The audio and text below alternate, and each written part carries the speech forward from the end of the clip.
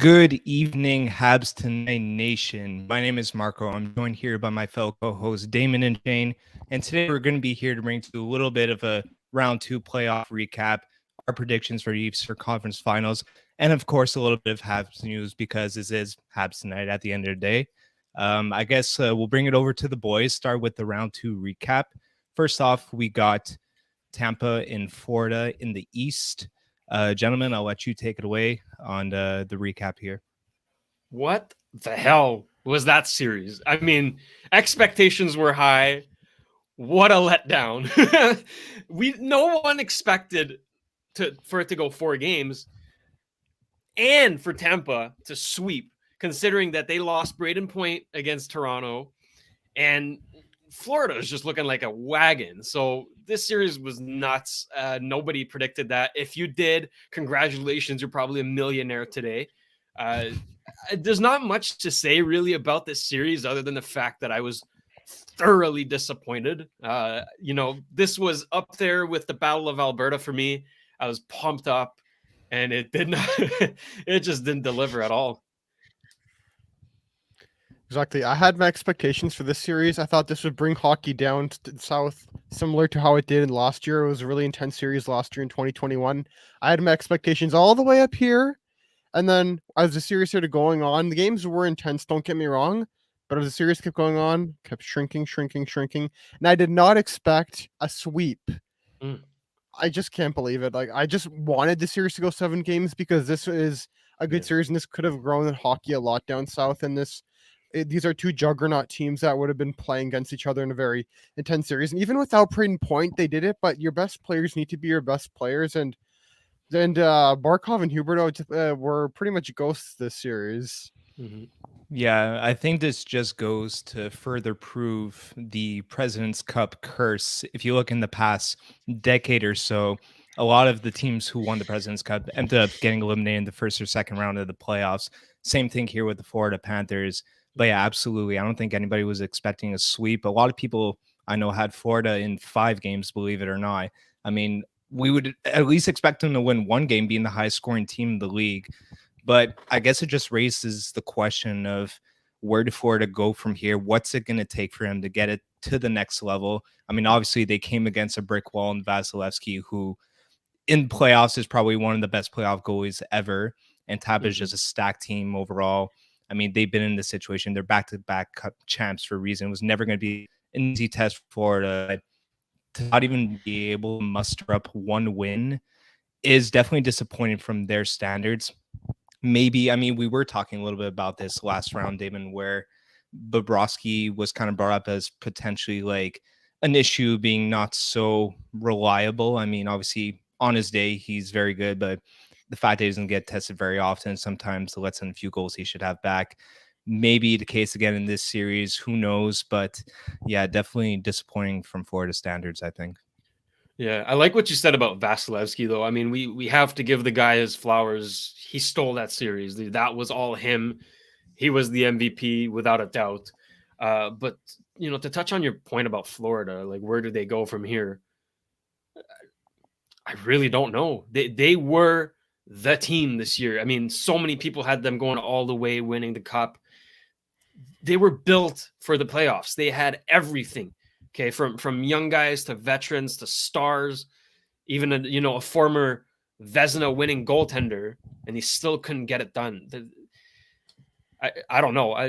If I were Bill Zito, man, I don't know. I'd start doing hard drugs or something. It's not looking good. Like, how can you not go past the second round with this team, with this level of talent? Makes no sense. I just don't get it. Yeah, I just don't even know where the Panthers go from here. They've already traded pretty much 3 first-round picks. They of course traded for Sherrod Giroux, and they'll of course also for Ryan Hart. They invested everything in this 1 year, and it's all pretty much gone now. So I don't know if you just go do an aggressive retool or something. I just don't know what you do right now if you're Bill Zito, unless you can just somehow be able to re-sign. If you're able to re-sign Sherrod, or if you're able to bring back Giroux, which, according to early reports, Giroux's likely to go to the Ottawa Senators due to their cap space. But it's just a big question. What do you do now? Yeah, I mean, I don't know.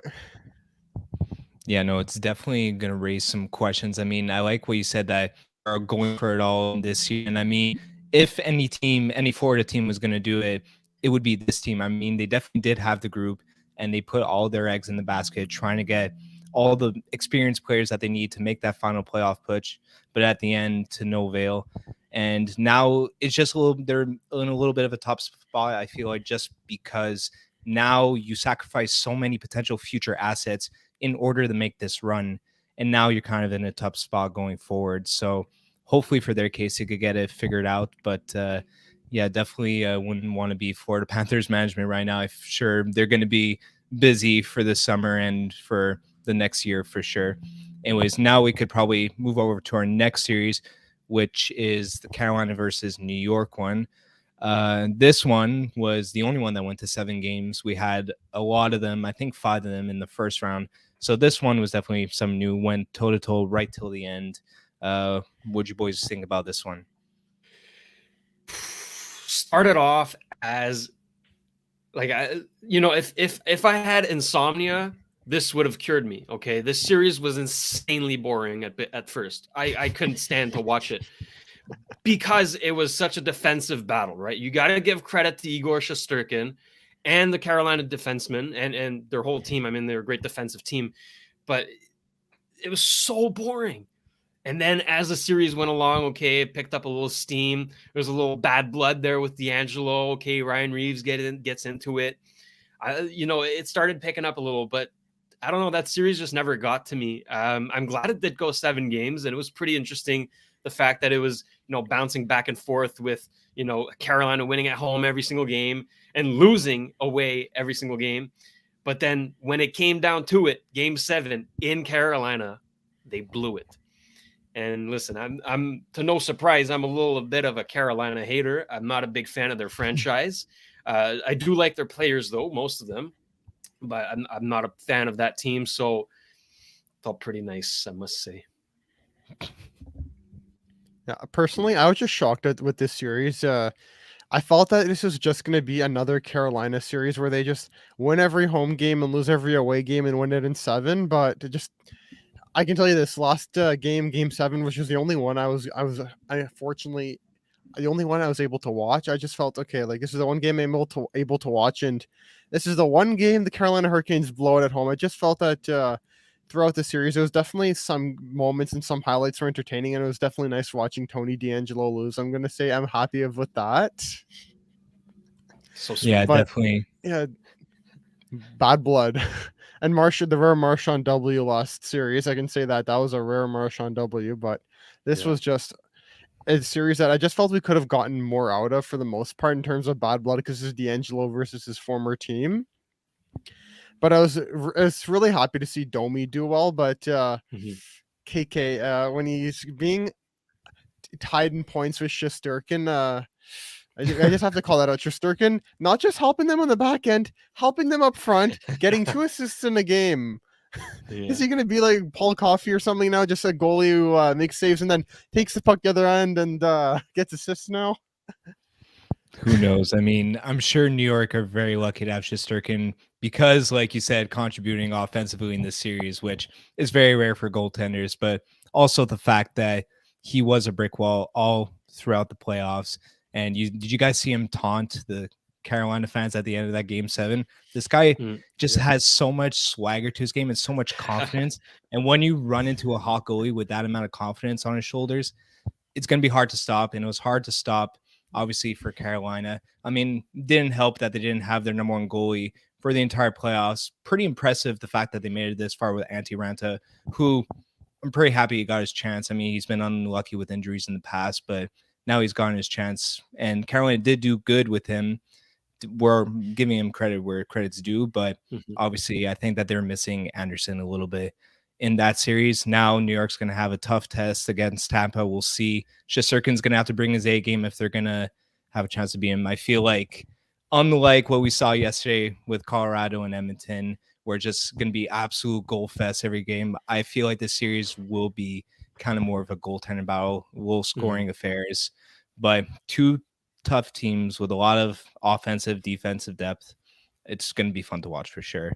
Yeah. Moving on to our next series, we have, of course, the Battle of Alberta with so many wild games, so many highlights, and also controversies that we will get into it. Ooh. Shayne, you want to start us off with that? My goodness, did this deliver? You know, I was so hyped for this one and the Battle of Florida. We all know what I think about the Battle of Florida, but this was it. It's just too bad that it was playing at like 10 p.m. every night, so I could only watch like the first period before dozing off. But Yeah. was I ever entertained? My goodness, these two teams went at it, and it was fantastic. The fans were into it. The players were into it. Wasn't as physical as I had expected, but I'm glad it wasn't, because the talent level really shined. Like, that was the bright star there. Connor McDavid. I mean, do we even need to say anything? If you don't think he's the best player in the world, get your head out of the gutter. This man is on another level. It's not even fair. And then you got Leon Draisaitl, who puts up what, like 17 points, something ridiculous. Like, I don't even remember how many it was, but this guy With a just went broken off. ankle too. Stupid. So those two guys showed up, and they were the best players for their team. They're supposed to be the best players, and they were. Calgary, on the other hand, Jacob Markstrom, what a letdown. That guy, I thought he was, Vezina potential this season. He played fantastic, really brought Calgary to where they were, and then just shit the bed. Honestly, like, there's no sugarcoating it. He really didn't show up there for this series, which is too bad, because he could have made things interesting. But overall, man, wow, what a series. I was loving it. Yeah, I was fortunate enough I was able to stay up for a lot of these games. I saw usually the first three, like the first two periods sometimes, and then I'd go to bed, or if I was lucky enough, stay for the third period and the overtimes. But this series delivered, but I just wish it could be longer. If I could go Yeah. back in time and change something smaller in history, there's a lot I'd change that would be bigger, but just smaller things I would have made. I would have done what I could to made this series go 7 games. But here's the one thing I do have to say: Connor McDavid is literally on another planet. I can tell you this. I need to find robots or a new artificial intelligence system that can play to his level. He just took over this series. He just did everything so well. He just played so well. And also, if any of you are wondering where Jacob Markstrom and Mike Smith went, I actually have them upstairs in my fridge and a block of Swiss cheese. Love it. Good one. Yeah, I mean, there's no denying that Connor McDavid's an extraterrestrial, and the fact that he's just able to step up his game when it matters the most is honestly one of the most underrated things that you can even think of. I mean, we don't even have to discuss how talented him and Draisaitl are. Just playing on the same line should even be legal. League, it's absolutely unreal. They're definitely gonna have their hands full, but yeah, I mean, first game, you start off right away, wild game, 9-6, with even a 4-goal comeback even. And apart from that, I feel like Calgary set the tone for that series. And I thought that they would honestly dominate the series, but didn't even get a win after one in game one, which is honestly very surprising considering just the season that they had overall, having 3 different 40-point goal scorers, which is an accomplishment on their own. I was fully on the Calgary bandwagon going forward, especially since we do have that unfortunate Mikko Koskinen bet with me and my head of hair over here, which we don't have to bring up now because honestly I'm shaking a little bit. But yeah, I mean, I think as hockey fans in general, everyone just wanted this series to go to distance. Unfortunately, this was kind of prevented in a way from that controversial call, the Blake Coleman no goal. I want to get your guys' takes on that. Me personally, I don't think that's a distinct kicking motion at all. I don't see how it's physically possible to kick a puck while you're stopping, while you're going to the net. And you could see that his foot just never leaves the ground either. For me, I mean, I'm not surprised considering the way that the officiating's been this season, but yeah, I mean, that's my opinion on it. I want to get your guys' takes on that. Completely agree with you. That was a blown call. My goodness, terrible decision. How can you base it off of? Like, where is the kicking motion? He redirects his foot so he doesn't run into the net.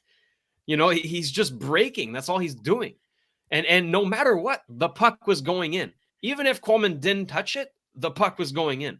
That's a goal no matter what. So Calgary got screwed on that one big time. I'm not a fan of that call whatsoever.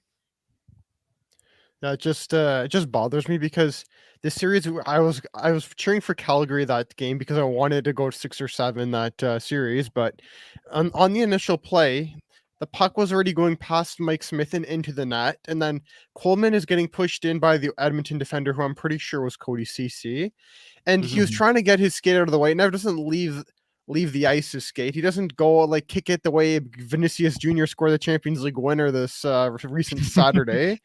He just gets pushed in, and then the puck goes in with his foot, and he's not really able to do much in that situation. In my opinion, that's a good goal. Like, I just don't get where the NHL's head is with this stuff, and it feels like Pierre-Luc Dubois said, which we'll talk about later. There's no more rule book anymore. It just bothers me, but there needs to be a lot more consistency, and a lot more needs to be done right in the future.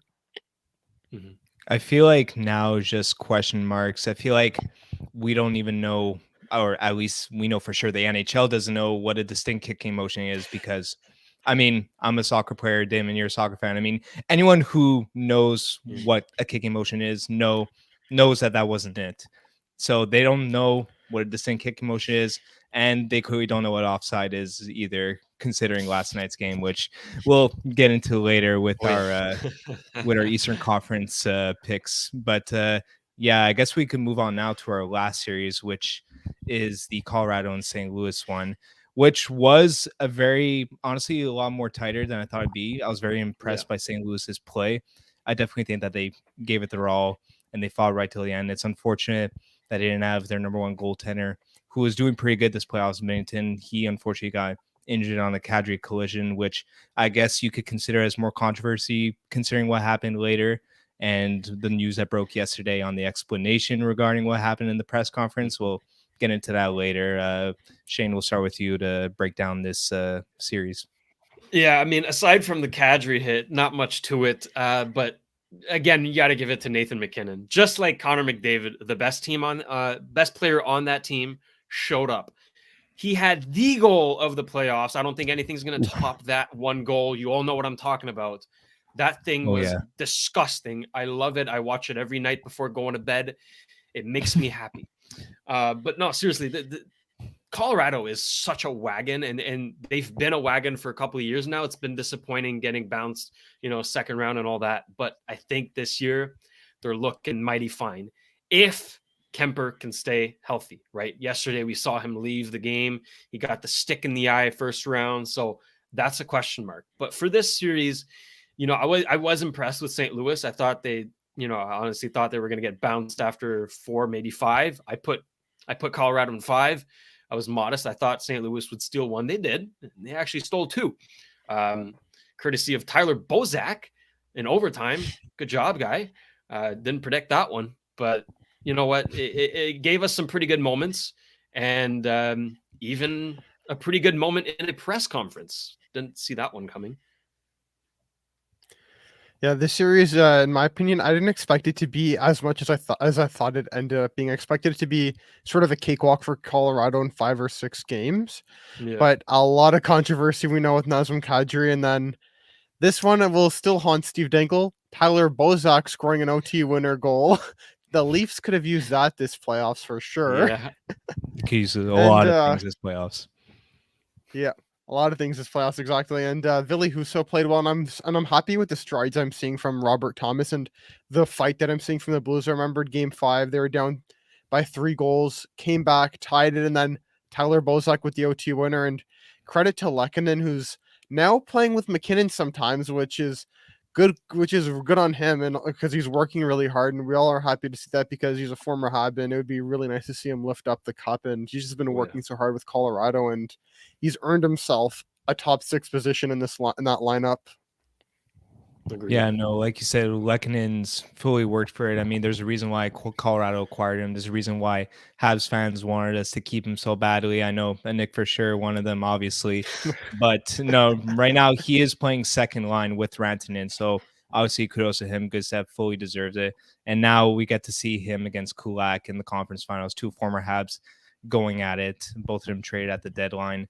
And you mentioned the Leafs. I guess we could get a little banter going with the Tyler Bozak thing. Also, Zach Hyman versus Kadri too in the conference finals. I'm sure Leafs fans won't be happy about that. But yeah, I definitely think that the highlight of this series, or at least the highlight on social media, was the Kadri incident with Bennington, where he was pushed into him by the opposing defender, and going that fast, obviously there's no way that he could avoid hitting Bennington. It's not like, I don't feel like at least that he did it on purpose, and he couldn't have avoided that. And it's just unfortunate what happened to him. Obviously, running into the goalie, you come, especially that spot where it is in the lower body, you run the risk of getting into the knee, and the knee obviously very fragile. And yeah, you saw Jordan Bennington in a walking boot after the game, and then he allegedly threw the water bottle at Kadri, which was confirmed yesterday that he did throw the water bottle indeed. For those wondering, his explanation: he saw the opportunity and he took it. He wanted to know. He wanted Kadri to know what he was going through. He's like, "Oh, this guy is laughing, making jokes in the press conference. Meanwhile, I'm in a walking booth. I'm gonna take my frustration now." But in my opinion, at least, I don't think there's anything for Bennington to be mad about besides the fact that he got injured. Unfortunately, I don't think that there's anything that Kadri could have done to avoid that. And the amount of just hate that he got afterwards, the unfair racial comments, obviously that doesn't belong in the game at all. Absolutely disgusting to see. And I just feel like everything that Kadri got after that, all the hate, is fully unwarranted, and no one deserves to be jailed at that in the game period. Definitely. I'll echo what you just said, Marco. Well said. You know, to the few St. Louis fans, you know who you are, that, you know, texted Kadri and his wife too. Like, why'd you bring his wife into this? That's messed up. Yeah. Anyways, you guys are losers. Everyone could see your name now, so that's good. And to the other St. Louis fans who didn't partake in it, you know, good on you for being a grown up and knowing it's just a game, right? After all, let's not bring any personal matter into this. But you never want to see a goaltender get hurt the way Bennington did. You know, we know all too well how that is with Carey Price and Chris Kreider incident. But I will circle back to it, okay? It still haunts me because Chris Kreider got tripped by Yemelin. Yet he fell feet first into Carey Price. Whereas Kadri got pushed into Bennington, couldn't really move, couldn't really not hit him. So what is he supposed to do, right? Is he supposed to slow down? Is he not supposed to go 110%? It's the playoffs. These things happen. It's too bad that it was Kadri, right? It's like having Gallagher run into a goalie. It happens almost every game because that's his style of play. If Lehkonen got pushed into the goalie, there's no narrative about Lehkonen rushing the goalie. It's not his style of play, right? Kadri is known to have this style of play, so immediately the narrative is he ran into Bennington, which is bullshit. He got pushed, okay? So I will agree with Marco on that one. I am on Kadri's side, but I hope that Bennington makes a quick recovery and we get to see him next season. Yeah, it's definitely tough to see what happened to both Bennington and Kadri. Racism just doesn't have a place in this world. And it just bothers me that people would actually go out and do that. And people should have a better sense of what they should do with their time instead of just going out and then sending racist tweets. It just bothers me and it makes me sick. I just don't get why anyone would do that. And going back to Bennington, it's definitely tough that the way his season ended, he deserved to finish that series. And it's just a very unfortunate situation. But if you were one of those people who sent those racist tweets out to Kadri, just take a look at yourself and yeah, you're gonna need some major self-reflection. Like, it just bothers me, and people should not be able to do that and shouldn't be doing that in the first place. Yeah, very, very well said, boys. Obviously, not the happiest topic to discuss, but it does need to be discussed at the end of the day. I mean, these are human beings. At the end of the day, they should be treated as such. Moving on to a more cheerful note, I guess you could say, we have our conference final predictions, and I guess we'll start with the Colorado Edmonton one. I'm sorry, Damen, you threw up the Tampa. Yeah, just because we're talking about them. But yeah, yesterday we were treated to one hell of a game. I mean, this was kind of like a repeat of the game one of the Calgary Edmonton series in a way. And it was just goals after goals. McKinnon McDavid showing out, and this is going to be a treat for us to see. Both goalies did end up, well, Mike Smith got pulled. I mean, obviously, I don't think it's completely his fault. It's just after that many goals, you do have to give Koskinen a chance, and he did play very, very well. I gotta admit, sadly, Mikko Koskinen stood on his head towards that end of the game, gave Edmonton a chance. I thought they would come back, honestly, but yeah, no. So now I do think that he gets a start for game 2, and going forward, I do think that it's his net to lose. And unfortunately, Kemper got hurt. Luckily, they have a great, reliable backup in Francouz. But I mean, this kind of raises some questions too, because Kemper obviously had an amazing regular season, and in the playoffs, it's just been average. Like, there's no sugarcoating it. He hasn't been really clutch when they needed him. He's let in a few squeakers. I mean, if you're going to win the Stanley Cup, or if you're going to try to win the Stanley Cup, at least you're going to need a goalie like Vasilevsky or Shesterkin to stand on their head to steal you some games. And unfortunately, I don't think that Kemper is really the guy to do that. Despite that, I do think that Colorado's team overall is just better than Edmonton's. They do have more depth for sure defensively. I do think that when healthy, their goaltending is better. Now it's a tricky situation when Edmonton's goaltending probably going to go with Koskinen now, and history has shown us that he's not all that reliable.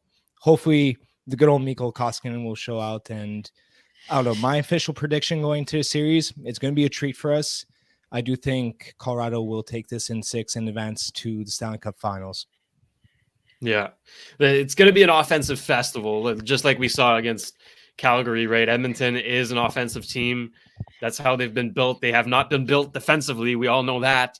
But, you know, Connor McDavid is such a game changer. Like, this guy can turn a series around single-handedly. It's ridiculous what he can do. But he is facing his greatest opponent yet in Nathan MacKinnon. And Nathan MacKinnon is not alone on the Colorado team. Let's not forget. He's got arguably the best defenseman in the world in Cale Makar, okay, along with Roman Josi. Let's not get the controversy here, but he's got Gabe Landeskog. He's got Rantanen, right? That team is disgusting. But then you look at the Oilers, right? McDavid, the best player in the world. He's got Draisaitl, one of the best playmakers in the world, all right? Evander Kane. As much as I don't like the guy, I have to give it to him. 13 goals these playoffs. He's on pace to beat the record. Pretty impressive stuff. So no matter what, we're in for a treat.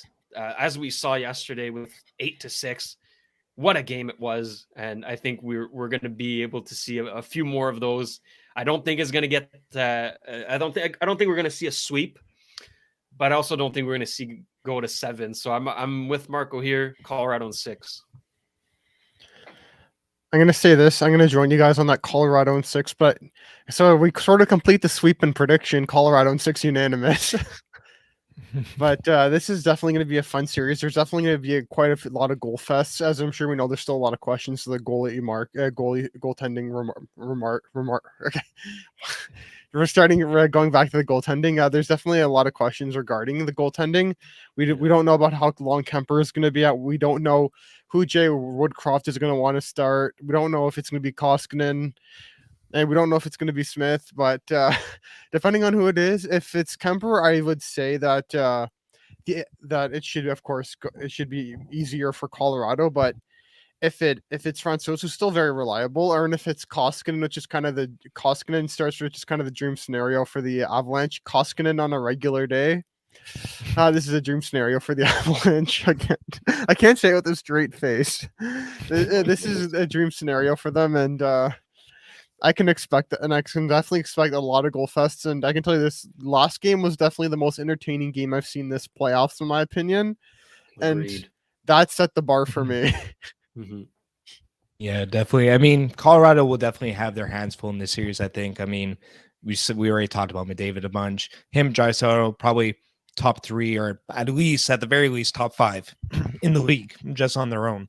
So obviously you have that, but then the pickup from Evander Kane, in hindsight, kudos to Edmonton. Like, they took a risk with him. They took the gamble, and boy, has it paid off miraculously. Honestly, I didn't think it'd be pulled off to this extent. Mhm. But I guess it just goes to show how talented of a hockey player Evander Kane is, despite all controversy and despite everything in his personal life too. I mean, there was a lot of teams who wouldn't really want to take the chance on him. Edmonton obviously saw the potential. They went for it. I feel like there's a lot of us who are kind of thinking too, do they really need to stack more guys on their offense? I mean, they clearly have a goaltending issue. Maybe they could improve defense a little bit.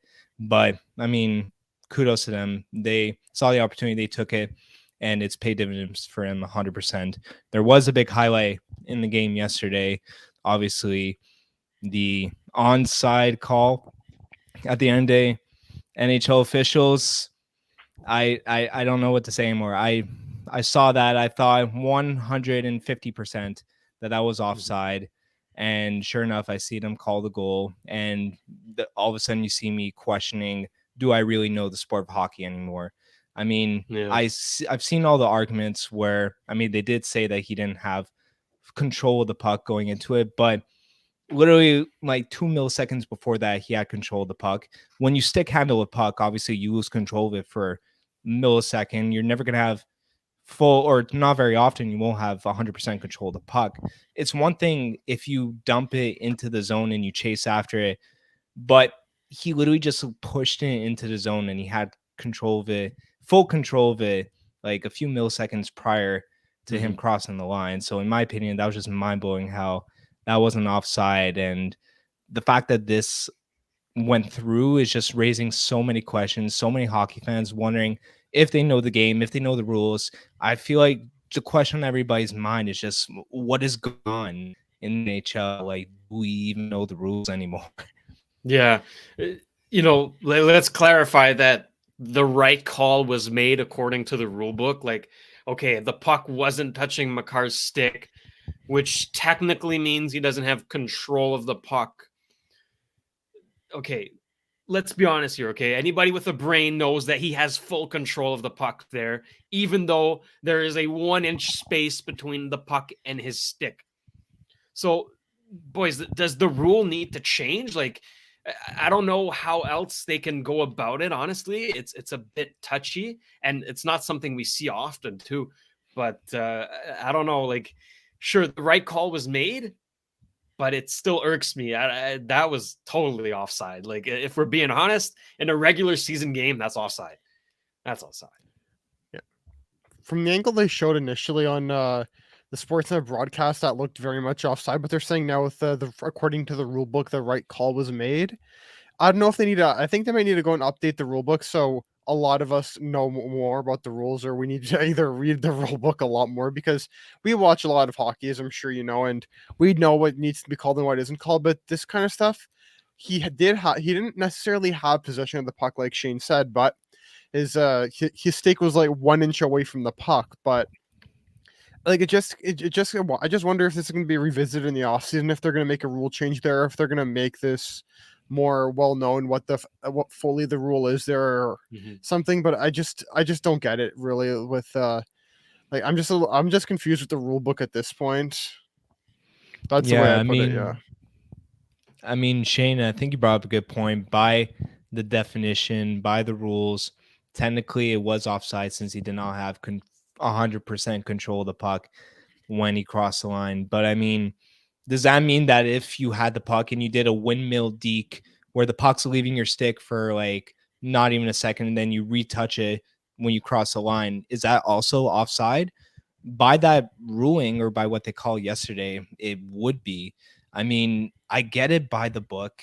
It is offside, but at the end of the day, you gotta take the game into account. You gotta take the fact that that's just not a realistic call to make at the end of the day, not in the game of hockey, not how fast paced it is, and just how stick handling works in general. Like I said, if he would have dumped the puck in, or if he was chasing after a loose puck, it's a different story. But he literally pushed it into the zone. For me, that's him carrying the puck into the zone.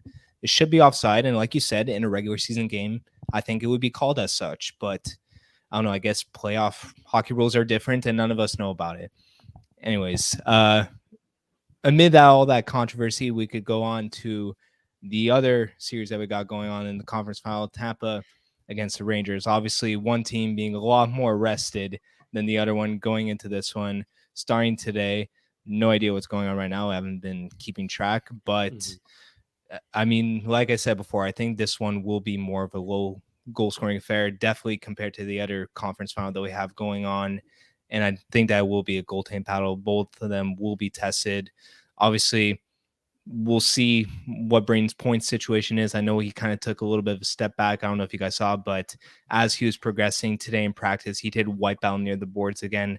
So it's just tough to see. I'm sure all of us would like to see a healthy point in the playoffs and just two healthy teams going toe-to-toe, because at the end of the day, that's really what you want. Both of the team's best players going at it.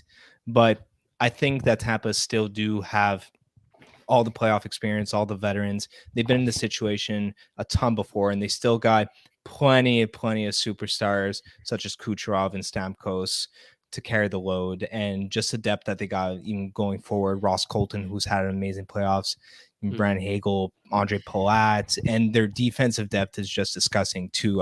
I would argue best in the league with Hedman. Then you have Sergachev as your third pairing D-man. It's just unfair. And then Vasilevsky, the brick wall himself. I do think that this will be a close series. I don't know. I'm just debating between 6 or 7 games, but I do think that this will go the distance. But at the end of the day, I do think that Tampa Bay, considering their depth, considering that they've been in this situation before, I do think that they will take this eventually, and they will go to their third straight Stanley Cup Finals against the Colorado Avalanche in 7 games. But I could very well be wrong on that. I hope you are, because I really don't want to see Tampa in the finals. But I think there's two interesting factors to look into here with this series. The first one being that the Rangers actually have home ice advantage, and so far this season they've been really good at Madison Square Garden, like really good. So I would watch out on that, as well as the fact that Tampa is well rested, maybe a little too well rested. Okay, we've seen instances, especially last season, where teams who swept got shit on the round after because they weren't in the rhythm anymore, right? The Rangers just finished off Game 7. Sure, they might be banged up. Everyone is, right? But they still have the rhythm. They're still into it. They still have the adrenaline pumping. So I wouldn't count out the Rangers. I think they have a solid shot, especially with Shesterkin in net. That guy's a difference maker. Like if Vasilevsky lets in a couple squeakers, Shesterkin can close out a game. No problem. He's a guy that the players in front of him have complete confidence in. So it could really go either way. This one is hard to predict. If you're a betting man, maybe go with Tampa, play it safe. But if you want a big payout, I wouldn't be surprised if Rangers pull it off. I don't know. I got a feeling. Is that your final prediction? Rangers in 7. Book it. Ooh. Book it. Meh. What do I have to lose? Yeah, definitely going to be a really tight defensive series. A lot of good defensemen on both sides, and it's definitely going to be a fun one to watch, in my opinion. But the big X factor for me is who's going to carry a lot of the offense, in my opinion. And I definitely think both these teams do have well-rounded teams, and they both have good players who can score goals. We saw Chris Kreider this year play very well, scored a lot of goals, as I'm sure we know. And Steven Stamkos is having a resurgence here, or I guess if that's the right word, resurgence. But this is going to be, in my opinion, the more interesting of the two series. I know I'm probably going to get shit on for saying that, but I think this is definitely going to be the much more tighter series. But yeah, as I'm sure we know that the other series is going to be much more offensive, but this is definitely going to be so much more tighter. But here's what my prediction is. Okay, this is going to be tough to say. I see this for sure going 7 games, and I'm almost 60-40. As much as it pains me to say, it's 60-40. Tampa goes to the Cup Finals again. I don't want it to happen because, of course, we know what happened last year, and after what Kucherov said, I don't want to see that man in another Cup Finals. Only if we can get an iconic eye shot of him crying like Marchand. That'll be the only way I accept him going to another final. That'll be the only way. If he has a crying eye shot like that, I will accept them going to the finals. But my prediction right now is 60-40 Tampa right now, but I see it for sure being a 7-game series, and it's going to be very entertaining to watch. And it starts very soon. Yeah, I definitely agree that this one will go to distance and it will be the tighter contest out of the two Eastern Conference finals. Obviously, I like the point that you brought up, Shane, how the Rangers, they're on the train right now. They got it rolling. Shesterkin, I think he's not at the top of the world right now when it comes to confidence and just overall swagger, like I said before. So obviously, that's going to be a huge boost for the Rangers. And obviously, they have a very, very well-rounded team, scary offensively and defensively, goaltending obviously as well. So both teams very even in that respect, I think. But I don't know. I think it's gonna come down to whether or not you can have Vazzy steal you these games, and more importantly, whether or not rest will turn into rust. Because like you said, Shane, sometimes too much rest is not good, and then you get rust at the end of it. But these Tampa Bay is a very tired group, so I'm sure they did appreciate the extra day's rest. Hopefully, it's not too much for them. They could keep the train going because this Rangers team right now, I got to say, they are buzzing and they're going to need to bring their A game if they're going to take it down, even if they are two-time Stanley Cup champions. And I mean, they were able to sweep the Florida Panthers, President Trophy winners, highest scoring team in the NHL, without Brayden Point. Whether or not they'll be able to do it against the Rangers, I guess we'll see. It's definitely going to be a tight one, and I'm excited to just both Eastern Conference finals are just going to be so entertaining to watch. Yeah, this is obviously the most fun time of the year when it comes to just watching the game for any hockey fans, and we'll be in for a treat. And no matter what the Stanley Cup Finals is, either that as well for sure.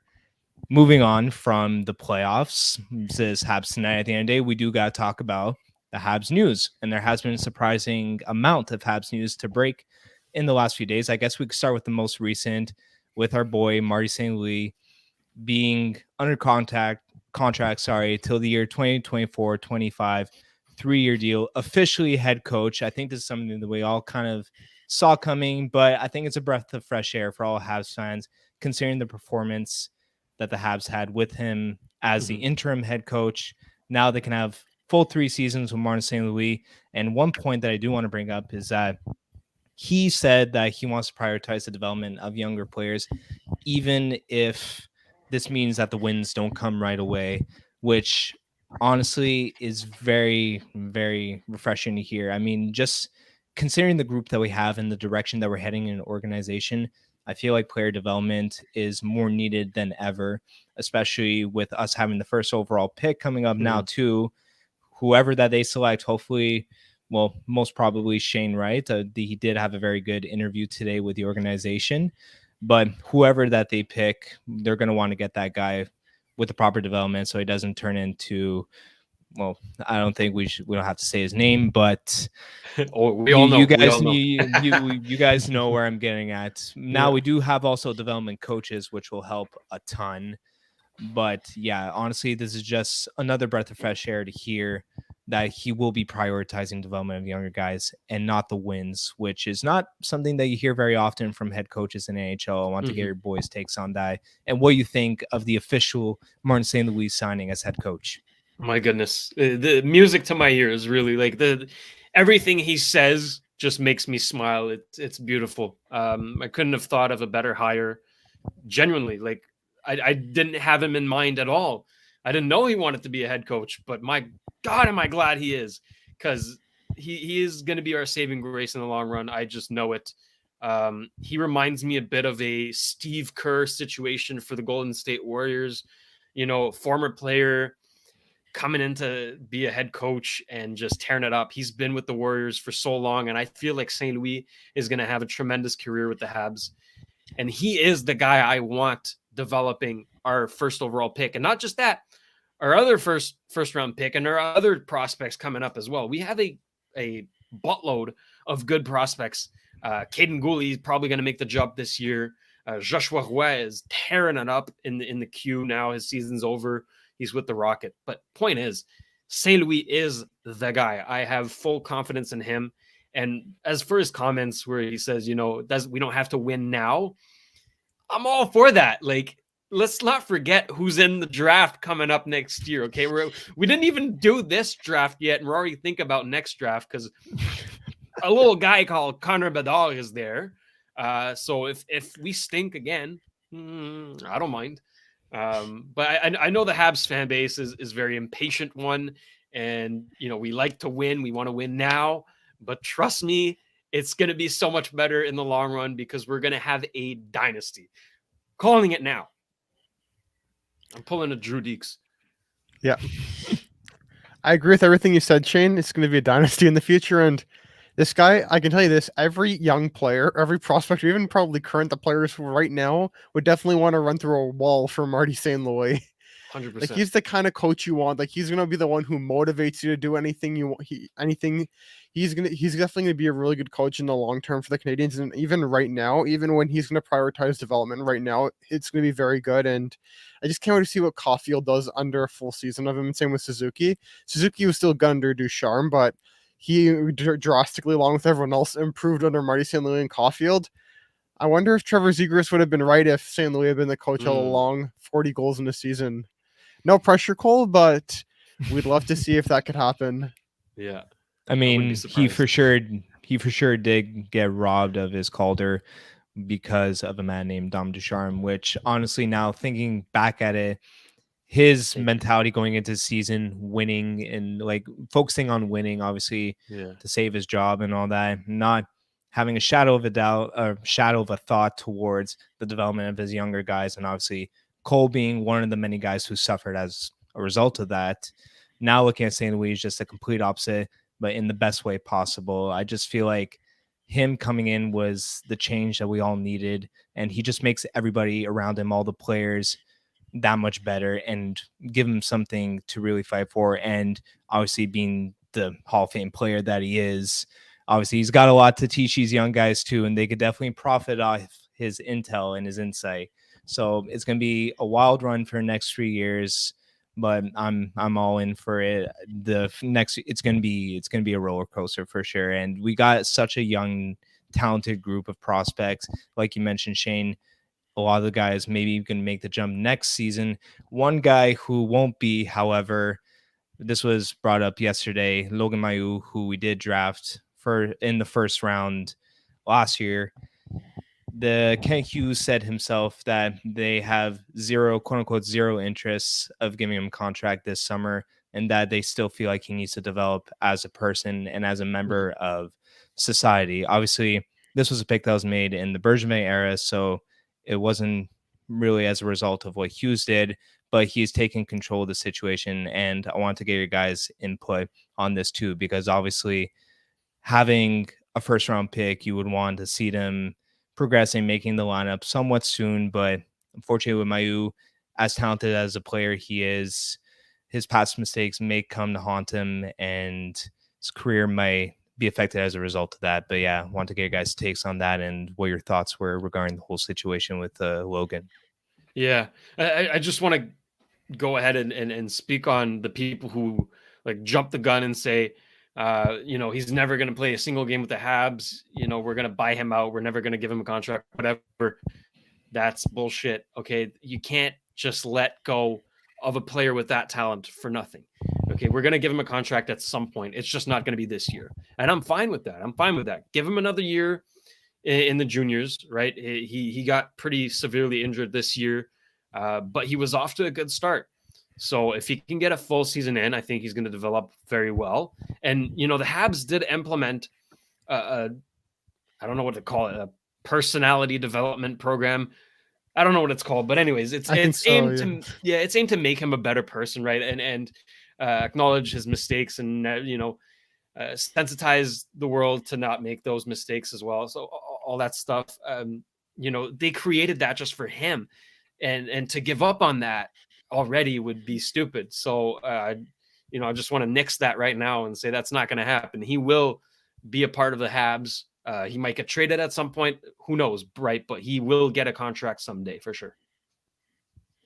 I agree. I definitely don't think that they gave him the contract this year, and they won't, because there's still a lot of other players we need to sign. And also, Kent Hughes is very smart, especially cap-wise, and we definitely need to re-sign a lot of other players this year. And there's definitely a lot that Kent Hughes is going to have a busy off season, to put it nicely. But I definitely don't think this would be a right time to give it to him, because if you just give it to him now, I definitely think that a lot of it also on the ice, we see the progress is coming. He's putting up points for London when he's been playing and fully healthy, but he of course has the shoulder surgery, which he's taking a while to recover from. But a lot of it, in my opinion, depending on whether he gets a contract or not, depends on how he's doing with the system the Canadians implemented for him to make him a better person. If he's not progressing in that, I don't know if I don't think I would give him a contract if I were Kent Hughes.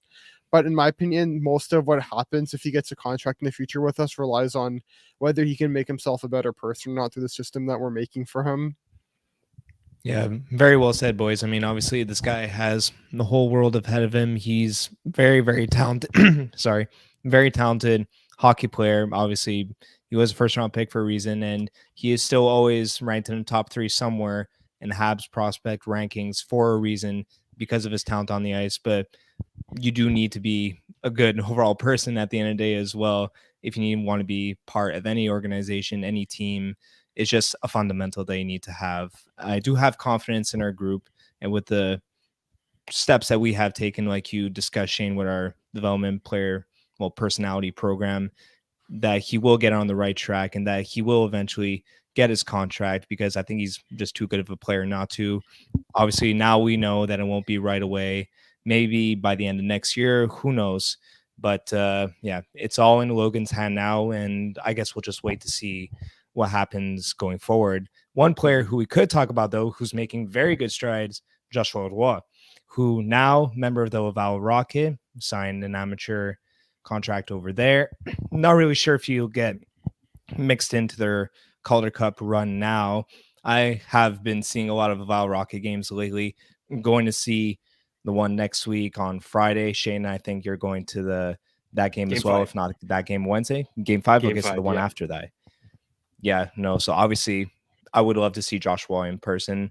Obviously, this guy is a 5th round pick, scoring 119 points, leading the queue. I think is an absolute steal.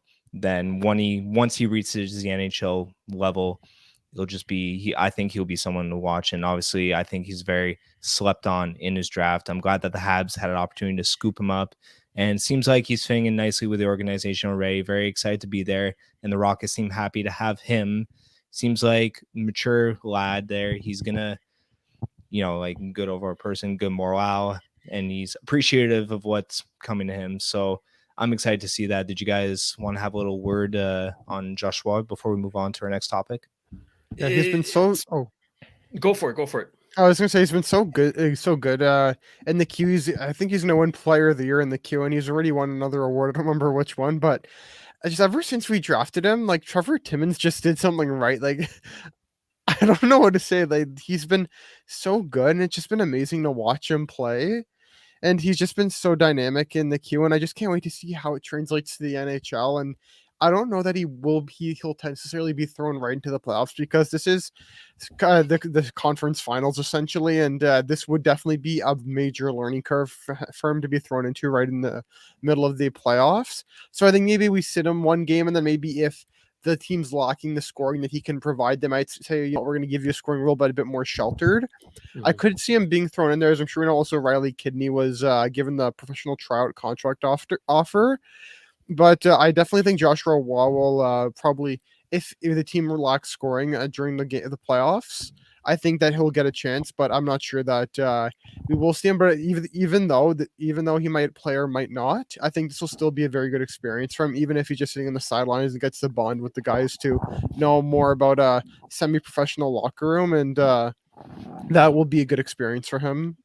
Yeah, I remember watching him for the first time in the inter-squad scrimmage there at the beginning of the season, and I was blown away. I didn't really know him.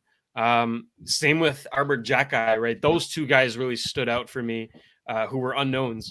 I believe Roy had like 2 goals, against NHL players, and he was just drafted. So I think we should be excited for him, but let's be patient as well. He's not going to come into the league and put up 30 goals a season right away. It's going to be a progressive thing, but at least we know we have him. Okay, he is in our system. He belongs to us. So let's rejoice, because it's a pretty good time.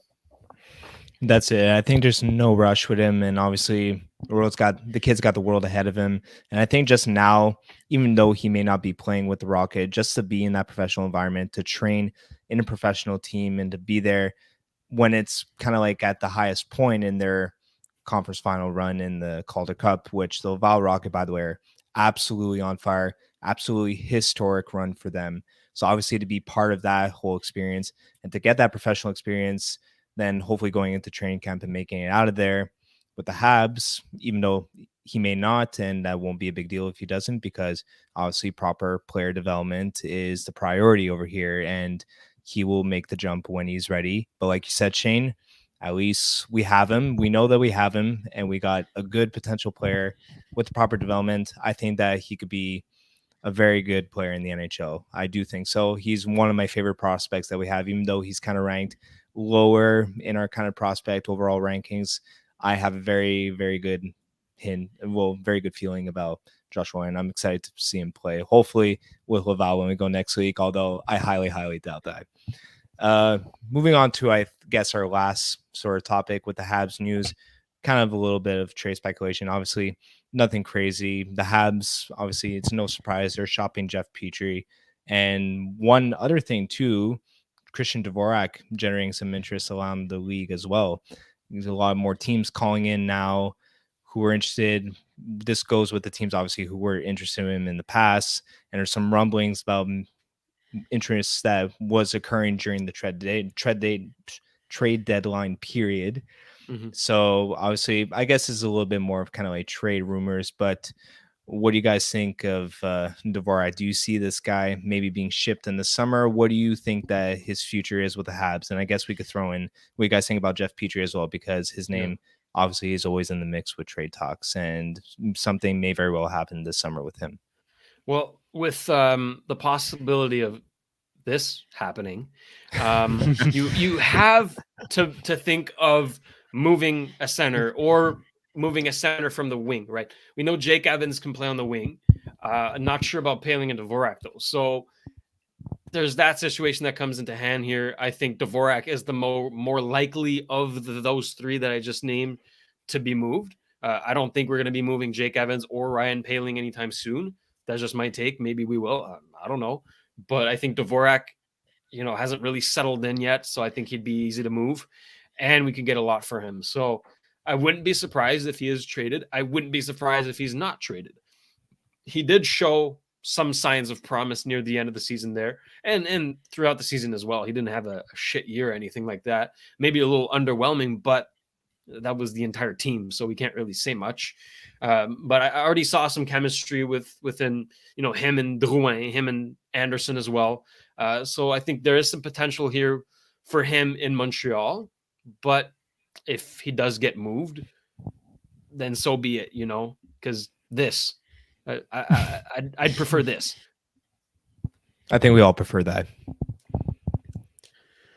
Yeah, as I'm sure we know, like these two have been in trade rumors for such a long time throughout the season. We do know like Jeff Petrie's family situation. It's been an ongoing story through the Canadians for a long time, and regarding COVID guidelines up here in Canada. And as I'm sure we know, like they probably ideally they wouldn't want to go to another team in Canada. They'd ideally like to go southern to the United States. Mm-hmm. So I definitely think Philadelphia heard has interest. Maybe even the Dallas Stars have interest. I could easily see that happening with Petrie, but with Dvorak, this is one thing I've always found. I found that he definitely improved his game a lot under Marty St. Louis, as I'm sure everyone did. But he was one of the players you could really notice it with a lot. And the thing is that I found he's always played well in the Western Conference, especially when we played against Dallas. There's one night I'm pretty sure he had two or three points. I find that he just plays better against Western Conference teams. And I wonder if a Western Conference team would give us a bigger offer than an Eastern Conference team. And I definitely see us getting first round picks for both these guys, or at least top prospects. So there should be good value traded here, either both ways. And I'm definitely excited to see the summer where each of them go. Yeah, definitely. I mean, I definitely agree with you, Damen. I think both of these guys could fetch at least first round picks. I mean, that's kind of what their projected value is. If not that, then maybe a second and a prospect. I mean, we'll take any assets that we could get. And with the draft coming up next year, a 2023 first round pick, even if you have a slim chance at the next phenomenon in Connor Bedard, you got to take it. So obviously, I think it depends on the return. But like you said, Shayne, I mean, I wouldn't mind Dvorak staying with the team either. Obviously, he's been a little underwhelming, but he definitely, from no stretch of the imagination, he been bad. And I do think that he will definitely improve if he does stick around next season with St. Louis as full-time head coach. So whether he stays, where he goes, I guess it depends on the return. Do I mind him staying? Not at all. Petrie, I would like for him to stay too. Obviously, does give that veteran presence in the locker room, and he is good when he's on his game. He could be one of the best offensive D-men in the league. He was that last year, but again, that's when he's on his game. This season hasn't really rolled his way, unfortunately. He's someone who would ideally like to stay with the Habs and be a Montreal Canadian, but again, that family situation is one that's a little bit more complicated, or that complicates the situation at least because of the living situation, it being a problem to be in Canada, like you mentioned, Damen. So I guess it depends. If his family doesn't mind him staying in Montreal, then I guess we might see Jeff Petrie stick around. But if it's really that much of an issue, I'm sure you could get, like I said, at least a first round pick or maybe a second in a prospect. You would try to really have to maximize the asset return if you were to ship him, obviously. Mm-hmm. But I definitely do see him going to an American team. I think it's pretty much the only destination he could go to. It'd be interesting to see what happens with Dallas and Klingberg this offseason. Maybe Dallas could be a potential landing spot for Petrie. But anyways, I guess we'll wait to see what happens in the summer.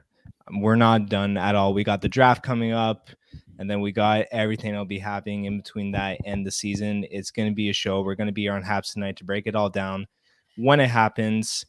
And yeah, I guess now will be a good time to mention our merch that we got. I'm rocking the shirt. You boys over there Oh, Shayne, you're rocking the shirt too. I'd love to see it. Both of you boys wearing the caps. As far as stuff if you guys want to get, go to habstonight.net. We'll have everything there. Great way to support the channel. And yeah, I guess that kind of wraps up our show for tonight, boys. Did you guys want to get a final word before we sign off?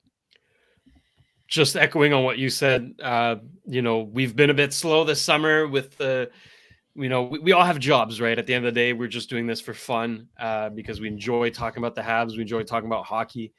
But there's going to be some good stuff coming. Okay, we got the draft in July. We got free agency. There's going to be trades all around. And then when the season comes to a start, we're going to be on it. Okay, we're going to be on it. And stay tuned for some special guests. Okay, we are working on interviews. Do not worry. We will get back to the interviews. We were on a roll last year, but this year will be no different. Watch out. Yeah. Any final words for you, Damen? I was gonna say stay tuned this summer, and we're gonna have a fun and Habs activity summer. And then next season's gonna be even better. Definitely going to be some fun stuff on the way, and I'm sure we're all just buzzing and excited to see the draft first and foremost, and then what all falls down next season. And hopefully we'll be back in a similar spot for the 2023 draft next year. Fingers crossed on that one, boys. Yeah. But yeah, anyways, it's us from here tonight at Habs Tonight. Be sure to smash that like button. Press subscribe if you haven't already. And like I said, habstonight.net if you guys are interested in merch. Great way to support our channel. Like I said, we just love bringing you guys this content. So all your support is very appreciated. We wouldn't be here without you guys. Anyways, yeah. I'm Marco here with Damen and Shayne. Signing off. Have a great night. Cheers.